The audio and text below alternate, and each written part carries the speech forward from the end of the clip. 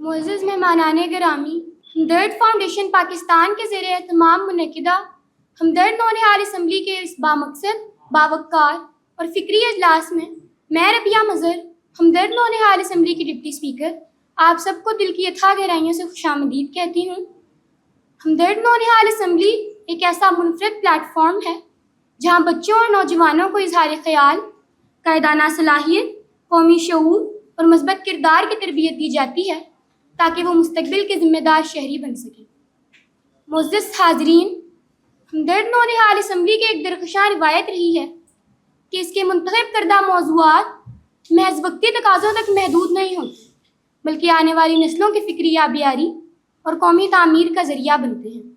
آج کی یہ نشست بھی اس فکر کی آئینہ دار ہے، جہاں ہم ایک ایسے عنوان پر گفتگو کے لیے جمع ہوئے ہیں جو ہمارے حال سے بھی جڑا ہے اور مستقبل سے بھی، یعنی باشعور قوم، محفوظ وطن۔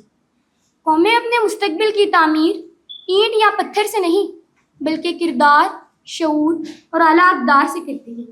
وطن کی سلامتی صرف اس کے جغرافیے کی حفاظت کا نام نہیں، بلکہ اس فکر کی بقا کا نام ہے جو دلوں میں محبت، ذہنوں میں آگہی اور کردار میں ذمہ داری پیدا کرے۔ جب قوم کا ہر فرد اپنے حصے کا چراغ روشن کرتے تو پوری سرزمین امن، ترقی اور وقار کی روشنی سے منور ہو جاتی ہے۔ آج کا یہ عنوان ہمیں اس حقیقت کا احساس دلاتا ہے کہ وطن کی حفاظت ہر اس فرد کی ذمہ داری ہے جو قلم اٹھاتا ہے، علم حاصل کرتا ہے اور اپنی ذات سے بڑھ کر قوم کے لیے سوچتا ہے۔ ہر پھول کے بدن میں، کلیوں کے بانگ پن میں، مخفی ہے ذات تیری رب کریم میرے۔ کلیوں کی دلکشی میں، سورج کی روشنی میں، مخفی ہے ذات تیری رب کریم میرے۔ گفتار مصطفیٰ میں، کردار مصطفیٰ میں، مخفی ہے ذات تیری رب کریم میرے۔